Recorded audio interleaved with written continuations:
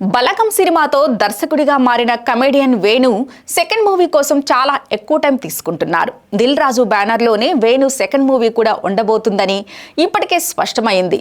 గతంలో natural star Nani హీరోగా Venu cinema చేస్తాడనే ప్రచారం నడిచింది. ఎల్లమ్మ టైటిల్తో నాని హీరోగా వేణు సినిమా తెరకెక్కించనుందని టాక్ బయటకొచ్చింది. అలాగే ఈ సినిమా గురించి లీక్స్ కూడా గట్టిగానే వచ్చాయి. ఎందుకనో మరలా వీరిద్దరి కాంబినేషన్లో మూవీ క్యాన్సిల్ అయినట్లు తరువాత క్లారిటీ ఇచ్చారు. సరిపోదా శనివారం మూవీ ప్రమోషన్స్లో నాని బలగం వేణుతో సినిమా ఉంటుందని కన్ఫర్మ్ చేశారు. అయితే అది ఎప్పుడనేది మాత్రం స్పష్టం చేయలేదు. ఇదిలా ఉంటే నాని రిజెక్ట్ చేసిన ఎల్లమ్మ స్టోరీతో వేణు ఇప్పుడు యంగ్ హీరో నితిన్తో మూవీ చేయబోతున్నాడట. నితిన్ దిల్ రాజు బ్యానర్లో ప్రస్తుతం తమ్ముడు సినిమా చేస్తున్నాడు. వేణు శ్రీరామ్ దర్శకత్వంలో ఈ చిత్రం తెరకెక్కింది. దిల్ రాజు కూడా నిర్మాతగా నితిన్ దిల్ సినిమాతోనే కెరీర్ స్టార్ట్ చేశారు. ఆ మూవీ టైటిల్ దిల్ రాజు ఇంటి పేరుగా మారిపోయింది.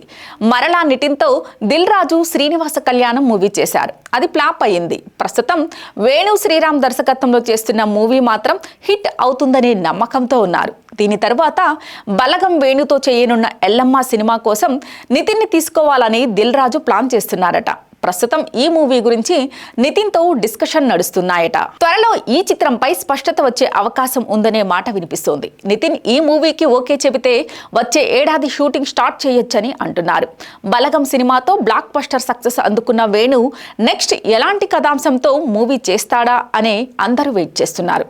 ఈసారి భారీ బడ్జెట్తో యాక్షన్ బ్యాక్డ్రాప్లో ఎల్లమ్మ మూవీ చేయబోతున్నాడని ప్రచారం అయితే నడుస్తోంది. అందులో వాస్తవం ఏంటనేది తెలియదు. ఇదిలా ఉంటే నితిన్ వెంకీ కుడుముల దర్శకత్వంలో రాబిన్ హుడ్ చిత్రం చేస్తున్నాడు.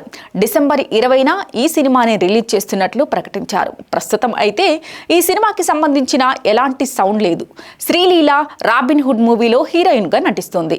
ఇక వేణు శ్రీరామ్ దర్శకత్వంలో చేస్తున్న తమ్ముడు మూవీ వచ్చే ఏడాది ప్రథమార్థంలో రిలీజ్ అవ్వొచ్చట.